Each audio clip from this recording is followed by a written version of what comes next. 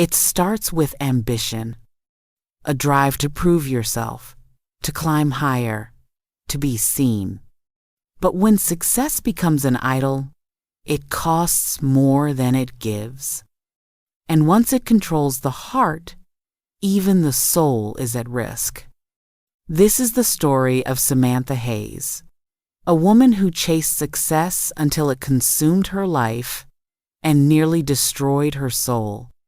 Inspired by Mark 8:36.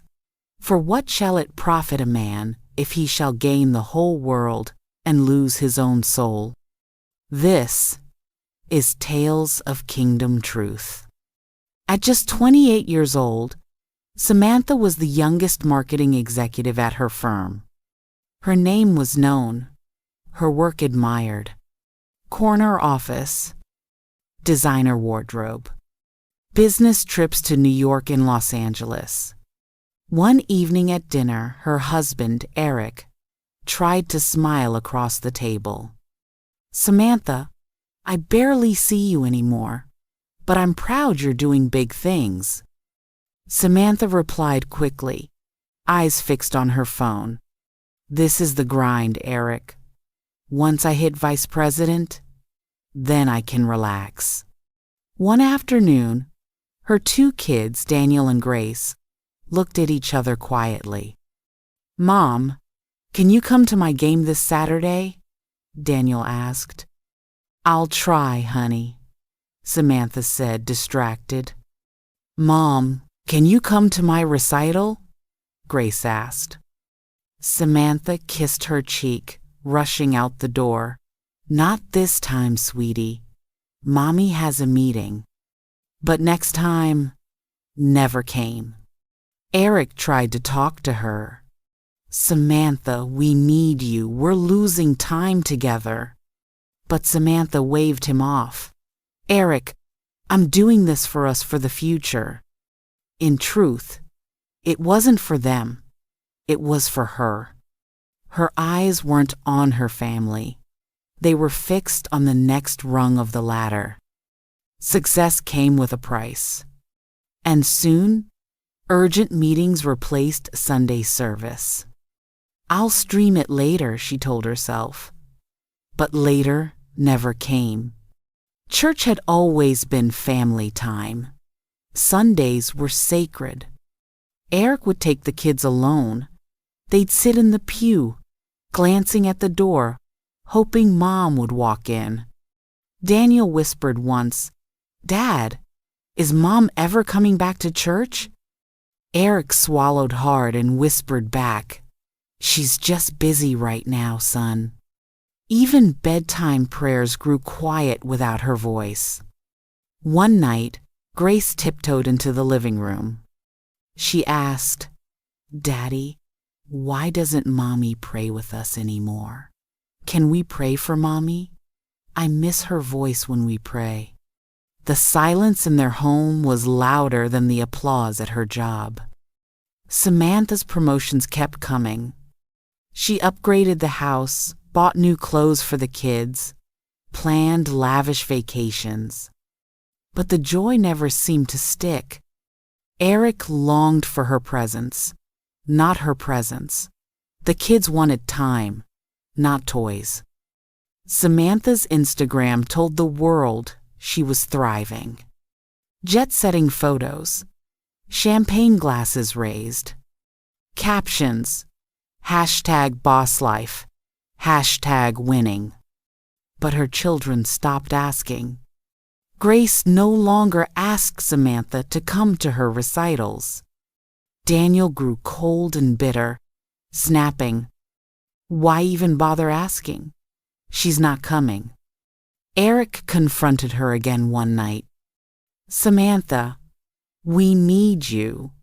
The kids need you. I need you. We're losing you." But again she waved him off. "Eric, I keep telling you, I'm doing this for us, for our future. The VP promotion is already within reach." When Samantha finally became vice president, she expected joy. Instead, emptiness followed. So she set her eyes on something higher. If I make CEO, then I'll finally be satisfied. But at home, her husband quietly filed for separation. Her son stopped talking to her altogether. Her daughter's eyes held silent disappointment. Then came the breaking point. One late evening, Samantha collapsed at her desk. Stress, exhaustion, a body pushed too far. In the hospital bed, surrounded by beeping monitors, Eric stood at her side holding her hand. The kid stood quietly behind him, afraid. Tears filled her eyes. For the first time, she saw it. She hadn't just neglected her faith, she had neglected the very people God entrusted to her. She had gained everything she wanted and lost everything she truly needed. Late that night, Samantha looked at her sleeping husband in the chair, her children curled up nearby. She whispered through tears, "God, what good is this? What good is a title if I lose my family? What good is the world if I lose my soul?" The verse that haunted her rang in her mind. "For what shall it profit a man if he shall gain the whole world and lose his own soul?" After her release, Samantha did something drastic. She stepped back from her position. Her colleagues were stunned. "You're walking away from millions," they said. But Samantha shook her head. "I'm walking toward what matters." It wasn't an overnight change, but step by step, Samantha began restoring what she had neglected. She started with family dinners. At first awkward, Daniel barely speaking, Grace shy. But slowly, laughter returned to the table. Sundays were spent in church again, hand in hand with Eric and the kids. At night, she knelt beside Grace and Daniel, praying with them again. What her kids had longed for most wasn't gifts. It was her presence. Months later, Samantha shared her testimony at a women's fellowship. "I thought success would fulfill me, but it nearly destroyed me. I thought I was climbing for my family, but I was climbing for myself. Now I measure success not by titles or applause, but by obedience to God and being present for the people He's entrusted to me." Eric and the kids sat in the front row, smiling. Her story wasn't just hers anymore, it was their family's testimony.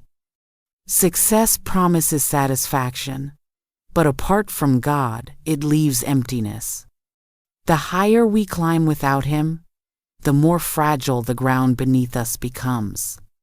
Samantha's story reminds us, you can gain the whole world and still lose what matters most.